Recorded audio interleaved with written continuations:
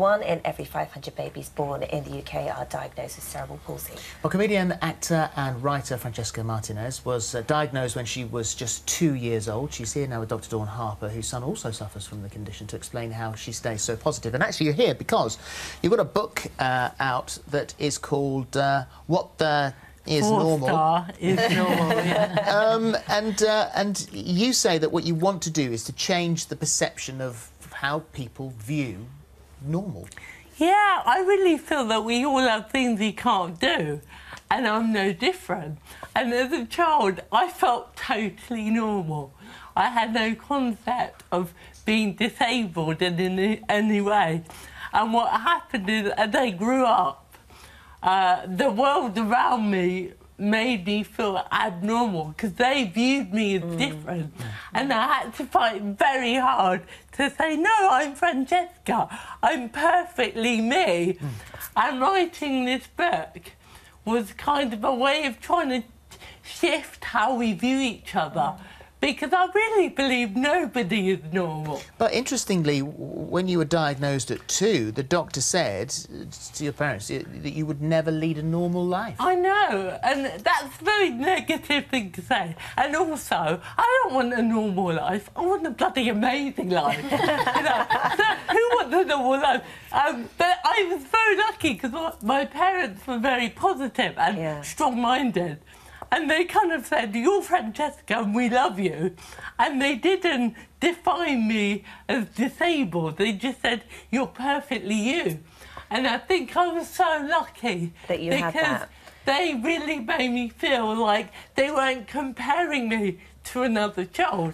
And I think comparison is awful. But like you said, the problem came, so sort of primary school was great, you had your friends around you and the love of your parents and their support, all so key and important. But then you get to secondary school and things start to change slightly. And you said it was other people's opinions that then reflected on you. And to begin with, you did try and hide it slightly and try and sort of make things different. I did. I mean, I began to see myself through their eyes, and I went to an all-girls school and it was very tough. And I suddenly realised, oh my goodness, they're judging me on all the things I thought were unimportant, like my walk and talk. I thought those things were trivial. And I felt totally capable, I thought I was a really good, like, playmate, and I would be judged on how funny I was. But suddenly I realised, oh my goodness, what matters is what I look like. Yeah. And I began to lose all my confidence. Well, you would work very hard if you were at a party or something like that to fool people into thinking that... I used to go night clubbing and sit very still. And, you know, brain damage isn't very easy to hide, but I gave it a good try. And it's really sad to look back. When I was writing the book, I felt really sad when I had to write about that period, because I realised, God, it's really awful when you're ashamed to be yourself.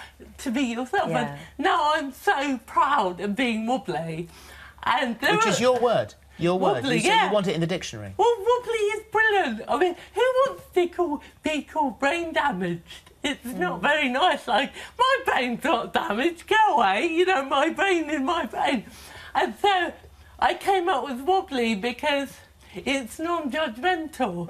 And it took me a very long time to shake off labels like disabled, because I don't want to be defined by what I can't do. We all have things we can and can't do, but no one said, you know, this is Philip, he can't, I don't know, play the piano. Yeah, play the piano. Imagine if everywhere you were introduced as, this is Philip, he can't play the piano. And it's awful. I mean, how would that isn't it, when you think about it? Yes, absolutely. Do you think that people, sort of, the way people see you has changed? I mean, are we shifting? Is there a change in that world? Well, I think we are shifting, and I think many people who have experience of difference know that you're just a human being. And I think, and you know, the funny thing is, the suffering in my life hasn't come from being wobbly, it's come from being in the world that can't handle difference.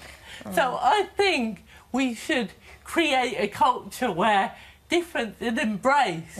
And I think actually a lot more suffering comes from really superficial values. Yes. Because if you look around, you've got so many young, able-bodied, beautiful people who don't like themselves. Yeah, it's because they true. don't feel good enough.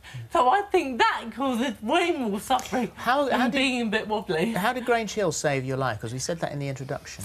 Well, it rescued me from school. And it got me out of that high school hell. And it made me feel defined by what I could do.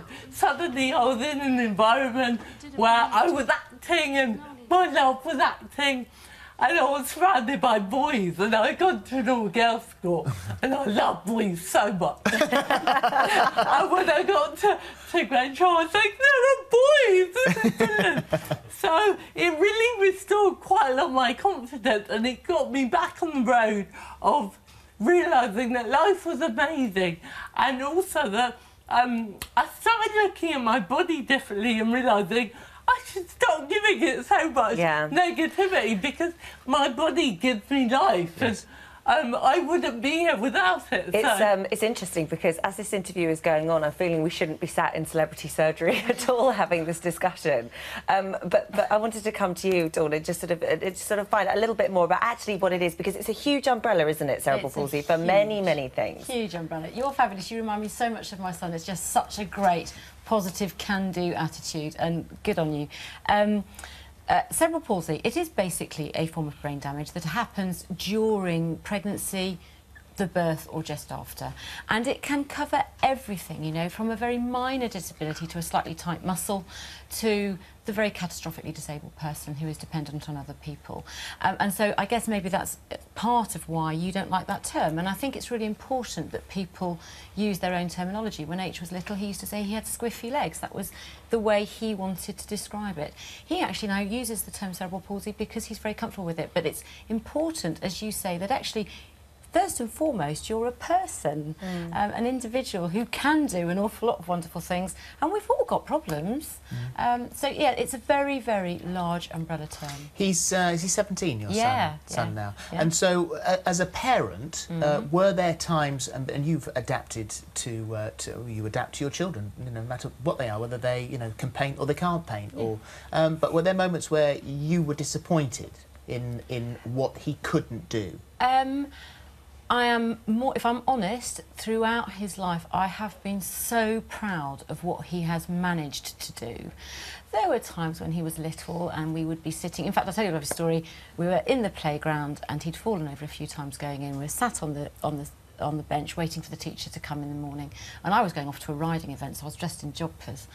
And he was a bit quiet, and I said to him, "You all right, H? All these kids are playing hopscotch and football." I said, "You all right, H?" And he said, "Not really, Mum."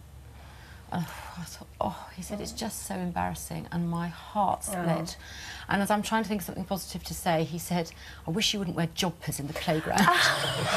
And that's his attitude, you know. Amazing. So actually, I've always believed that what God takes away in one hand, he puts back in another. And just like you, he's got the most phenomenal personality. Yeah. And just very proud of him. How's his driving coming on? Amazing. Yeah. He's passed his test at 16. Brilliant. He came and did the Paralympic breakfast show with me and met Lewis Hamilton's brother Nick, who told him he could take his driving test early. So he took his driving test at 16, and yeah, he's taxiing the rest of the time. He's fabulous. Thank you very much for coming in today. The book, I mean, it's had brilliant reviews, the book, from Steve Coogan and Russell Brand have read it and just said that it's wonderful. So thank you for coming in and telling your tale. Thank you. Thank you. Thank you. Right, we'll hear a few of your comments now. Mark's got those in the hub. Morning all, and morning Francesca. You really are an inspiration to a lot of people, as you can tell by the messages here. Claire Henderson says, "Good on Francesca for not letting her condition beat her. She's the kind of role model young people should look up to." Terry Birch says, "I love, love, love, love Francesca." That's 4 loves, it's a lot of love. "I've had cerebral palsy since I was born, and Francesca has helped me to embrace my CP. I'm a mum of 2 boys and I have a part-time job." And a true fan in Jay Marshall says, "I remember Francesca in Grange Hill. It just goes to show everyone in life can achieve success." Very true. And lastly, Sarah says, "My 7-year-old daughter has CP and I really do worry about her future, but Francesca has really given me new hope." So Francesca, there you go. Everybody is loving you right now.